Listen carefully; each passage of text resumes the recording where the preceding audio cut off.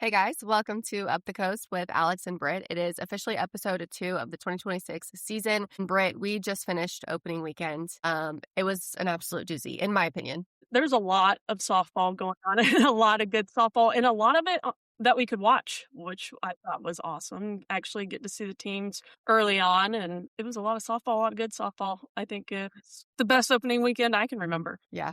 Couldn't agree more. I feel like anything goes opening weekend as well. And so let's get into it. I mean, there's so much to talk about. Yeah. Well, there was a big game yesterday. The Super Bowl happened. Were you happy with the outcome of that? Yeah, I feel like I was kind of indifferent. I didn't have like a dog in the race, and it's just fun. Like I'm there for the social aspect of it. And, I just hope everybody had fun. Well, I think one team had fun. I was going for the Patriots because I don't like the Patriots. I was pulling for Drake May, obviously, Okay. Carolina guy. And Yeah. after Carolina beating Duke on Saturday, I was riding high and thought we would double dip into some excitement. But I will definitely take the Carolina over Duke basketball win on Saturday night, which was That was a good one. Yeah. So you're like living in that right now. But also, I'm glad you got to watch the game because I know that you had some internet issues. So I'm just glad you're here. my internet got put back on about an hour ago. Yeah. First of all, my internet went out about an hour before the Super Bowl is supposed to start, and we have people coming over to watch the game, and I don't know how to turn on the game, so I have a hotspot going, but I'm also type B where I don't know where my remote is for my TV, so I use my phone, and it needs to be on the same internet as my TV, so I couldn't do that. It was just a complete cluster, but I will tell you, we figured it out. We got the game on. I am way over my hotspot allowance or whatever. I'm probably going to get charged for it, but I have internet. We're here to go, and let's go. Worth it. Worth it. Also, you told me you had some other fun endeavors this weekend.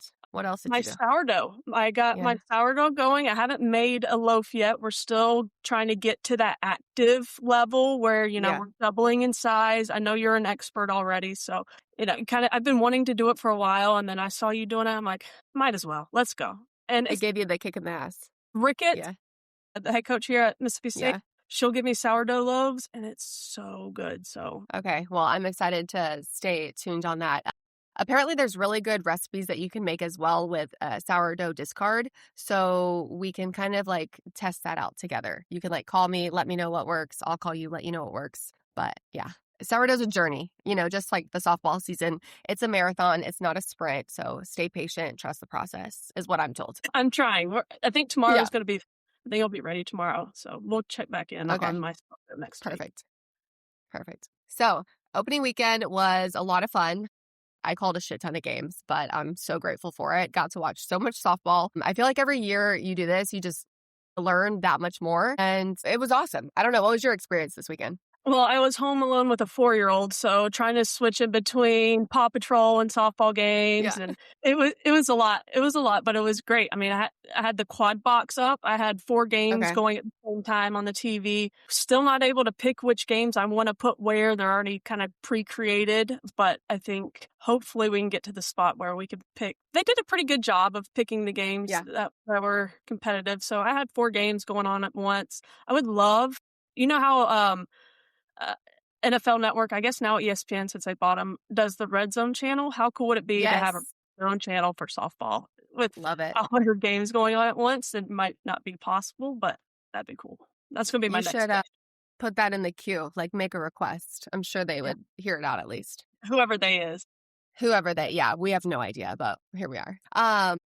A lot of the teams in the ACC had great success this weekend. A quick run through the numbers of the stats, and then we'll get into some more. But your top teams had some great performances. Florida State went 5-0. Stanford was 5-0. Duke 4-1. Virginia Tech 5-0. Virginia 4-1. Clemson 3-2. UNC 3-0. Oh, some really good softball at the top of the conference. There were some quote-unquote upsets that we will get into as well a little bit later. But thoughts on some of those teams or any others that I didn't mention? Yeah, I'll start off with Stanford. They had Oklahoma State coming in to their brand new $50 million stadium, and it was gorgeous. That first game, the sun was setting, the lights were on, the crowd was there. Saw Mendoza was there with a bunch of alumni. The atmosphere was perfect. It was just like picturesque, exactly what you would want for your brand new stadium that, you invested all that kind of money in. You've got a great opponent with Oklahoma State there, so you're going to have an awesome game. And Stanford showed up and showed out. And we talked last week that, hey, their offense was great last year. They're returning 80% of their home runs this year. So we expect to see great offense. And we saw that. The question mark was in the circle. And I thought they've kind of found the Zoe Kostyko and the Alyssa Houston. Zoe starting the games, Alyssa coming in the relief. Zoe had 2 wins. Alyssa had 2 saves, and they've really worked well off of each other. I think I did see a little bit of youth still from Zoe in the circle. Gave up a home run in that first game against Oklahoma State, then came back and walked the next batter. And then that's when she got pulled. Because think about what they went through last year. 2 freshmen having to eat a ton of innings, go through so many heartbreaks and, almost failures in the circle. Thankfully, their offense was able to keep them in a lot of games, but they went through it last year. And I'm sure you're going to get those flashbacks after that first home run leaves the bat like it did on Friday, and then walk the next batter. You just can't let that build, and you gotta have that short memory, even though you went through the trenches last year as a freshman asking to do what they had to do. But I think they've grown a lot, and I think Taryn Kern may be my favorite player in the ACC. She is absolutely a stud. Let me just pull up. She's hitting .733. 15 at bats. So she's got a handful at bats, 11 hits and 15 at bats, 4 doubles, a triple, a home run, 5 RBI. I mean, come on. She's so legit. Fun. Legit. She's good. Yeah. I like Stanford. They did good. They beat Oklahoma State twice and beat Ruby Malin in that first game. I think they are going to be a contender to win the league, and I have them in my top 8 at the end of the season for sure. That's awesome. Yeah. A lot of good things that you saw from them. And let's just talk about the stadium. And I feel like you said it was beautiful. I mean, the investment that has gone into that program from the school, amazing. Jess Mendoza and alumni showing up. It's just huge. The support that team is getting. Like you mentioned, a lot of the freshmen last year too, just even from the team, right? Learning and having that great experience, that failure. I was going to say that great failure, because failure never feels great, right? So it feels like an oxymoron, but necessary, very necessary to move on and excel throughout the rest of your career, because you don't know what you don't know as a freshman. And hopefully they can use all of those learning moments and experiences from last season to take them pretty far into the postseason this year. So. For sure. In that stadium, I think they took like the best parts of every new stadium and put it into one. Because, they're smart people, right? They're going to do that. I see parts of Hillenbrand from Arizona. Like the stadium part definitely has some Hillenbrand in it. But then like the outfield wall where fans can sit behind and see through the wall. And then the berms, it has some Virginia to it because they're new. It's still pretty new stadium there. And then some A&M kind of S to it. Like all the best stadiums combined into one right there at Stanford. Very cool. Well, I know, right? Like it would be so fun to just like catch a quick trip there. But yeah, nothing is quick about a trip there for either of us. But also ACC tournament's going to be at Virginia this year. So that will be pretty cool to go to. Well, tell me, you called 100 games this weekend and Duke was there. Yep. So you got a firsthand look. Nobody knows how they played and what they look like better than you do. So what'd you see? So much speed, right? So they have so much experience from last year. And I think that's one of their biggest strengths right now is the amount of returners that have World Series experience and also experience in the postseason now to know what it feels like to lose and kind of have that heartbreak, because they did get upset last year in their regionals. And so using that to kind of just figure out, I think, how to move on and how to take that information, process it, feel it, and then get better and use it as fire. And this is a team that's always been really scrappy. They know how to win. They have felt the failure and the losing, and they're trying to get as much information as possible. And Deanna Jennings at the top of the order is probably the best I've ever seen her. Just with her confidence, like she put up some stupid numbers her freshman year, but what she's doing right now with the confidence, the swag that she has, she covers insane ground in the outfield. She is an absolute spark plug in the leadoff spot. The way she just carries herself, everything was a celebration. I got on camera so many times this weekend, like her throwing her hands up, her doing all just vibes. Like she's all vibes for her team. And one of the things that Coach Young even said in our earlier that week to prep for the games was she's really learned how to be unapologetically herself, but also the best version of herself. Because, sometimes when people are unapologetically themselves, there's parts of you that rub people the wrong way because maybe you're kind of hardcore or maybe there's things that just don't resonate with people. But she's so relatable from the team. She's so infectious. Her personality, everything about her makes people want to be around her.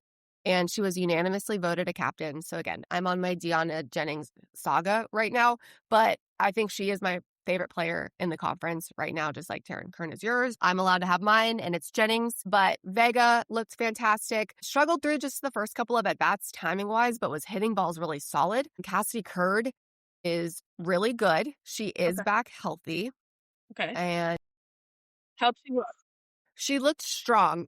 She threw a lot of balls for the first couple innings. Each time she had 2 outings that she did. And she did throw a lot of balls in the beginning, walked, I think it was 5 batters the one game and maybe 3 to 4 batters the other game. And the other game, she only threw 3 or 4 innings though. So it kind of equated to a walk an inning. But once she started to get comfortable. An issue last year though, too. It was 100%. I think last year she had 22 wild pitches. She would miss bad. Okay. Was she missing closer?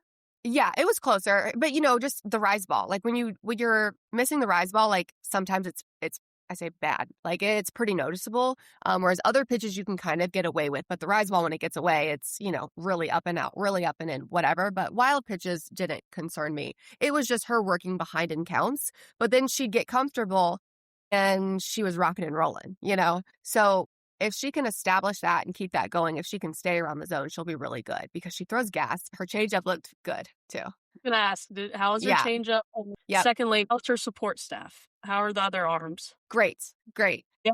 Definitely viable. Yeah. Still don't know, from my opinion, who would be another ace, per se.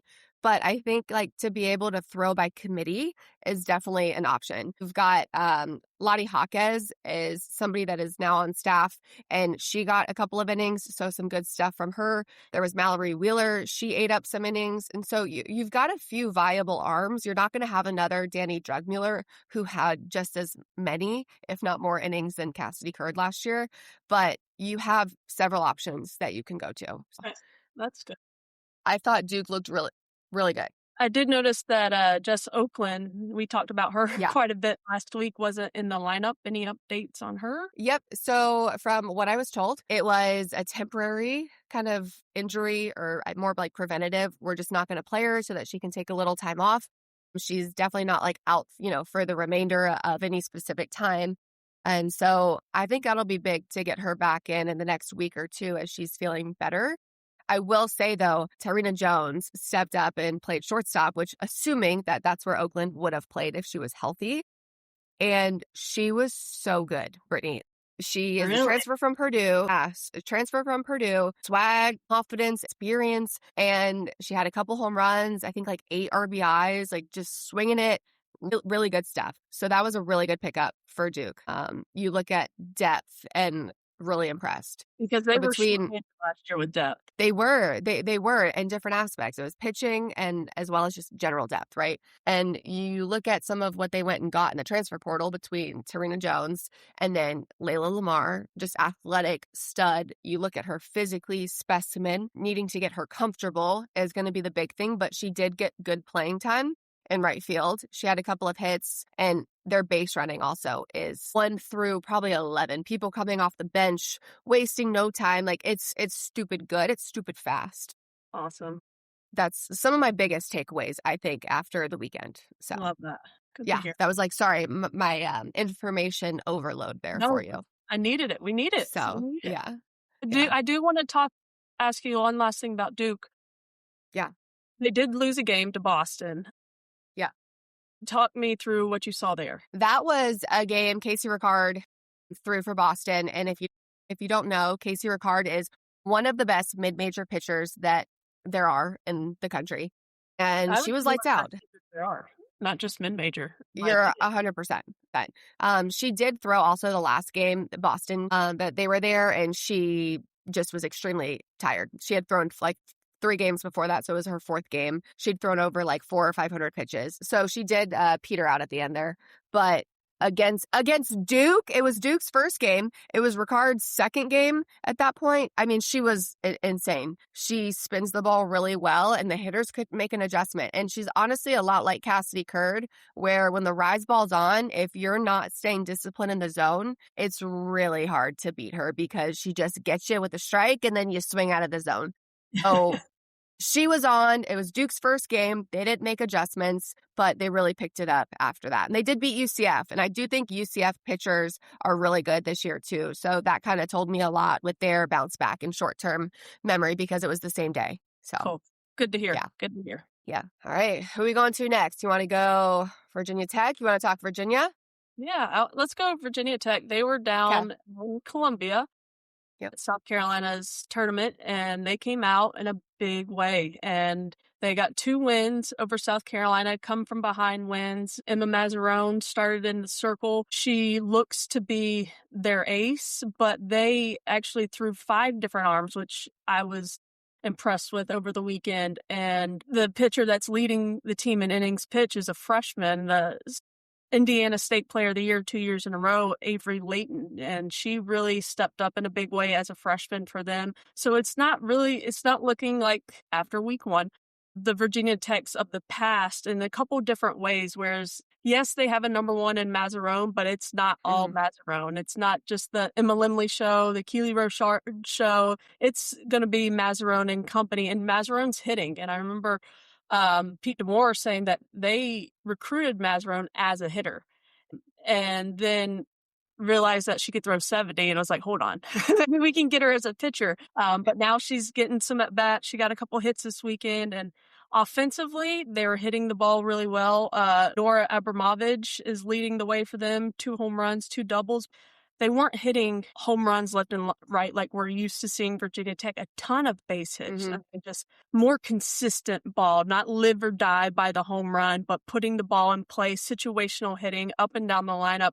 I feel like this is more of a consistent team. They're not going to lead the nation in ERA, lead the nation in home runs, but they're going to win a lot of ball games. And to go up against South Carolina, who was literally 1 out away from going to the World Series last year, and beat them 2 times, not just 1, would be like, a fluke, whatever, came back and got them in the second game too, which I think is really big. And I thought that was going to be a good litmus test to see where Virginia Tech is this year and South Carolina is this year.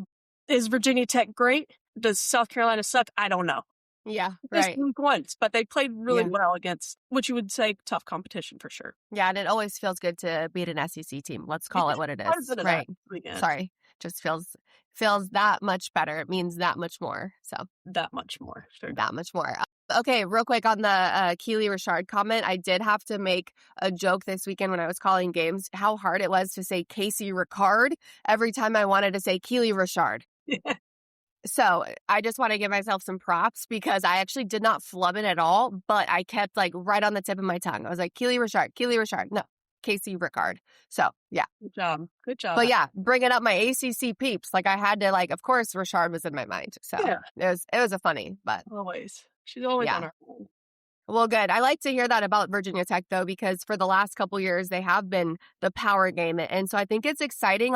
Would that still be nice? Absolutely. But are they still going to be able to manufacture runs in different ways? That really excites me because when you face really good pitching, it's hard to hit home runs all the time. It's just not going to be as common. Yeah, and I think that's what got to them last year in regionals against Alabama. You're going to go up against pitching, can't rely on that. And I think they're still going to hit a lot of home runs. Don't get me wrong, but they can score in other ways too. So even though it's only week 1, it's hard not to look ahead to postseason and what some of these things tell us now and where they could take a team down the road. Absolutely.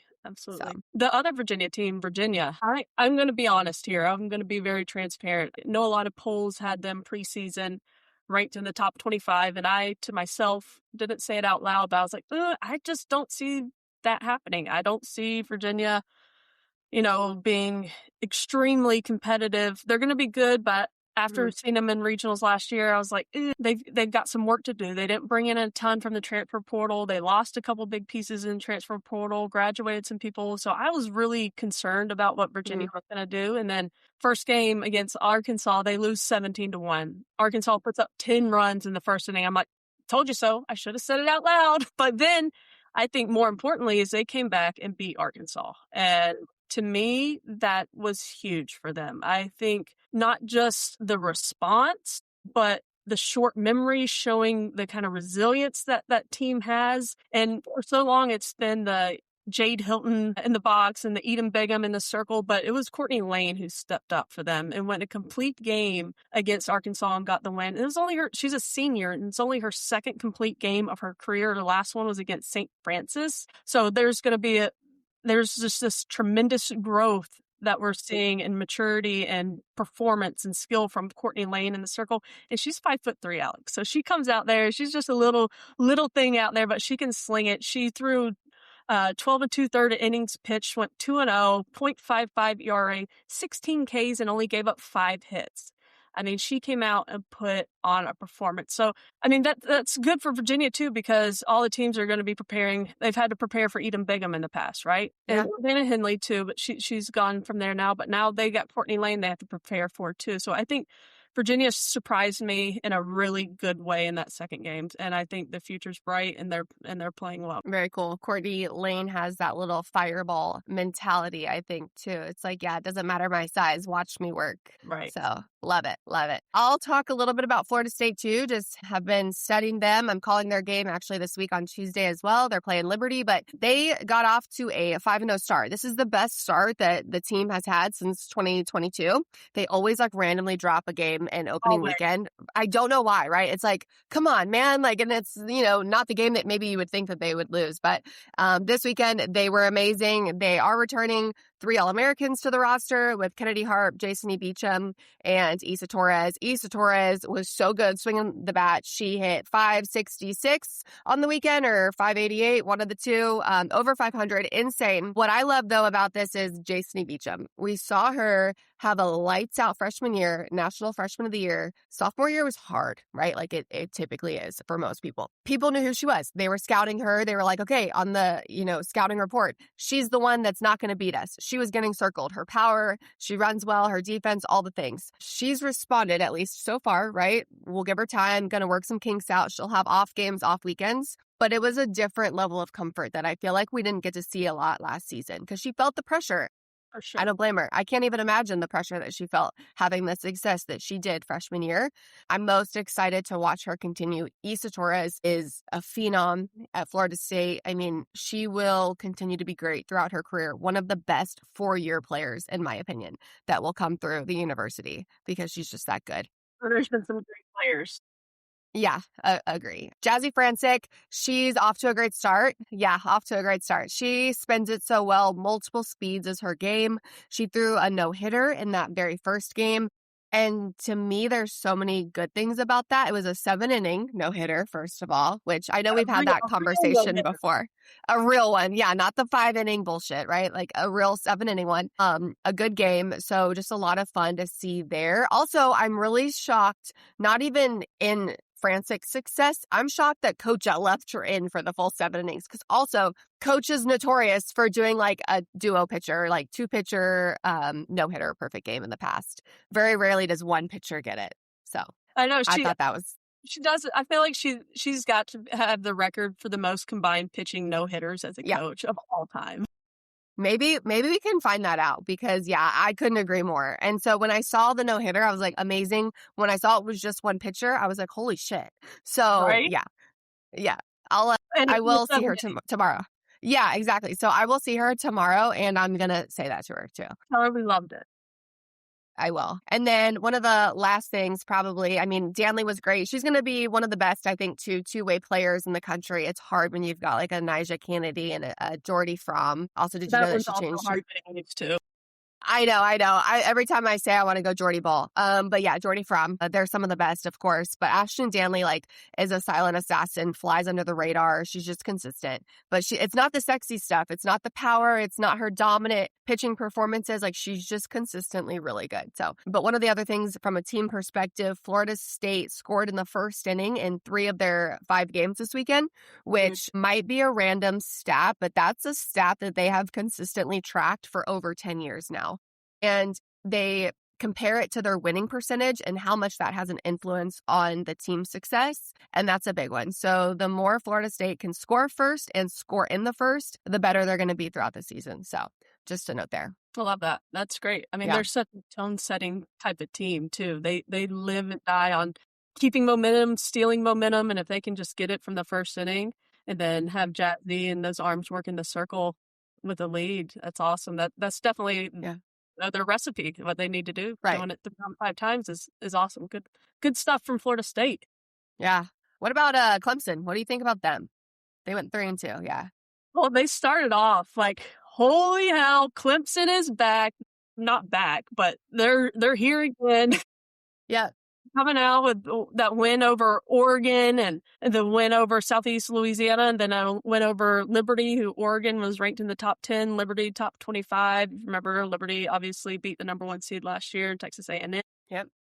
But then they fall to Auburn, who Auburn had a rough weekend, and then Michigan State, who has not had much success at all in a very, very long time. So dropping those 2 games really was kind of like, and then I remember back to what happened this time last year when they were in Clearwater and just got smoked multiple times, starting off the season over and then coming back and being an inning away from going to the World Series. So for Clemson, with a coach like John Rittman, they definitely get better as things go along. A couple surprises for me was Macy Cintron, great 2-way player last year, was a freshman, pitched, but mainly contributed offensively, but she definitely had a handful of innings, and I thought maybe this year getting her used to being a 2-way player at this level, that we definitely see more of her in the circle. She had 1 appearance, didn't record an out, gave up 2 hits and 4 runs. So that 1 appearance did not go very well for Macy Cintron,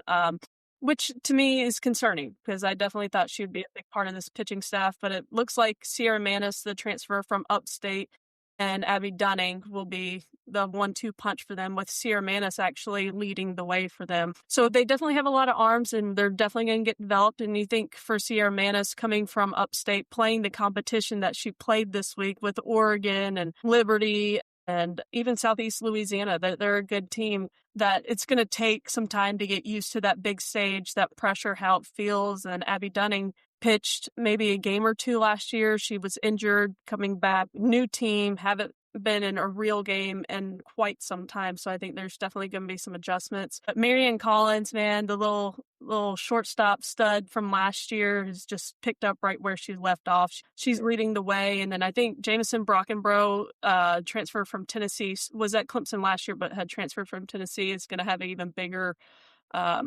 leave a bigger footprint on this offense and have more impact from her. I don't think Clemson needs to panic too much right now, but it was definitely off to a really, really good start and definitely ended on a low note for them. Yeah, and I'm glad you mentioned that too about Dunning, because I was actually trying to fact check myself before I said something silly about her having been injured last year.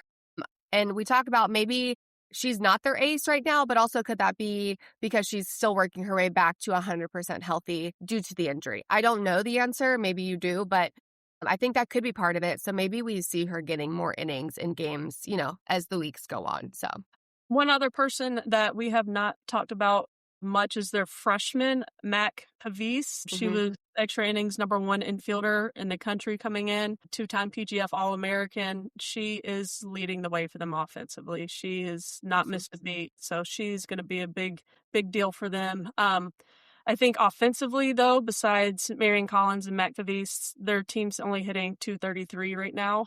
So those bats have got to get fired up as the pitchers are kind of making that adjustment into this level. You did mention that Clemson they lost to Auburn, but Pittsburgh did beat Auburn, which I feel like was awesome and kind of unexpected. So really good stuff for Pittsburgh. Love to see Pitt that. Last year took the series from Virginia Tech, upset Duke. I mean, towards the end of the year, Pitt was really wrecking some lives and messing some things up for people. So great shout out for Pitt. That was a great win for them over the SEC. Yeah, love it. Do you want to talk about standout performances, like one player in particular? You feel like you hit on it enough? Yeah, I would just go back to Courtney Lane for sure, what she did. I think it's not just the fact that they beat Arkansas, it's that they beat them after losing 17-1. and then Courtney Lane coming out. And Arkansas is a very good team. I mean, they have a stacked lineup.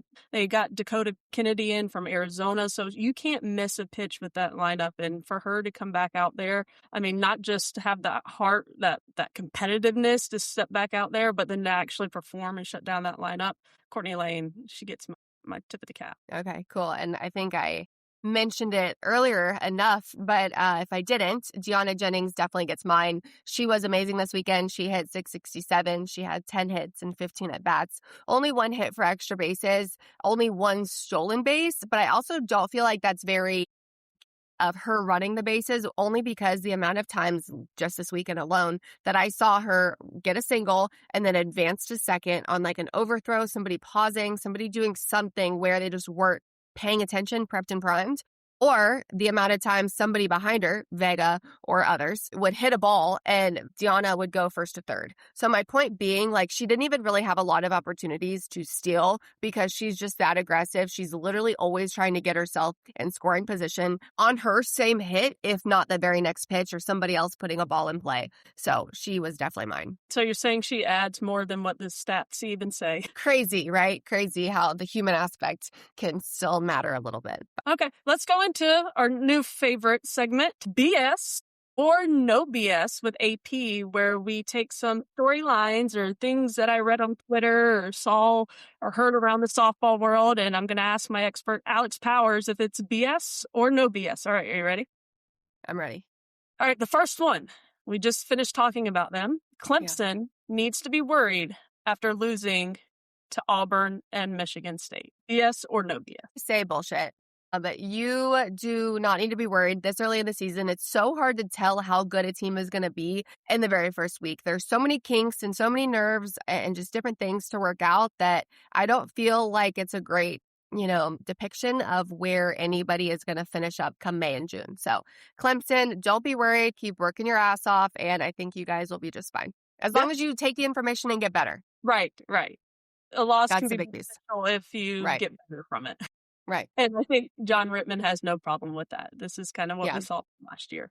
So no BS. Clemson, you are just fine. Hang in there. You got this. All right. Number 2, Stanford is their new stadium, $50 million stadium, is going to force other schools in the ACC to level up. I say no BS. I think that the immaculate way that Stanford has put their stadium together, the different influences that they have had, the impact that it's going to have an influence of their students, different sports at Stanford, as well as different sports and different schools in the ACC, I think it's insane. And I do think it is going to matter. I think it's going to force people to level up because you want to be able to compete. You want to be able to recruit and use it as a tool to get really great athletes, really great students at your university. So yeah, I think that the other schools are going to have to level up because I think that Stanford is doing it the right way. So that's no bullshit. No, and they need to. And you look around Clemson, beautiful facilities, get results on the field, right? Virginia, since they built their beautiful stadium, they're coming along. Florida State, they keep trying to make it better and better. I feel like that they're just like they're just running out of room. I would love to see, because they sell out so much that I would love to see Florida State really do something there. And I will call out my own school, Carolina. They need to do something with that stadium. They have a beautiful backdrop, but that stadium really, they haven't done much to it since I was there. They built a new indoor, which is nice, but I think the ACC, if we want to say, hey, it doesn't just mean more in the SEC, we've got to put our money where our mouth is. And Cal building a new stadium, I think hopefully presidents and ADs are around the country saw Stanford Stadium and see how they play ball over there. And I'm glad that it's no BS, so it's going to happen. Yeah. Lastly, last one. This is a rules one. We had a little rules one last year. Appealing to the home plate umpire, appealing to the third base umpire with a right-handed hitter up to bat on a check swing makes complete sense. Bullshit.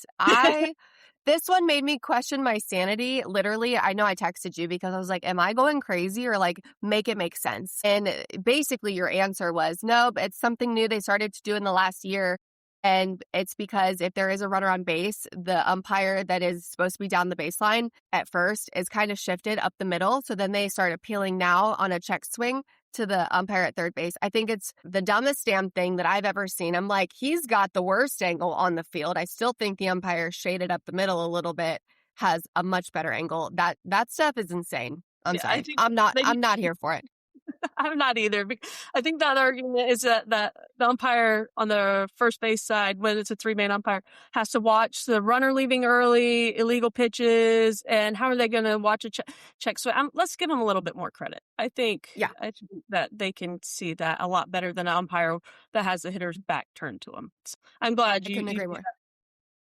Good. Yeah, that one's complete bullshit in my opinion. So make it make sense. All right, Alex, tell us what exciting stuff we have coming up this week, because we have more great softball in the ACC coming up. Yeah, a lot of things going this week. So Florida State has Liberty. I think the cool thing is you've got all these teams coming, most of them, to the Clearwater tournament. And so they're kind of making their way into Florida. So if they're not playing in Clearwater, they can kind of get a midweek in, which is cool. Liberty is not going to Clearwater, but they are going to Alabama. And so they're kind of making their way through that northern part of Florida. So they'll play Florida State on Tuesday. You mentioned earlier, Liberty upset the number 1 seed, Texas A&M last year to advance in postseason, which was really awesome.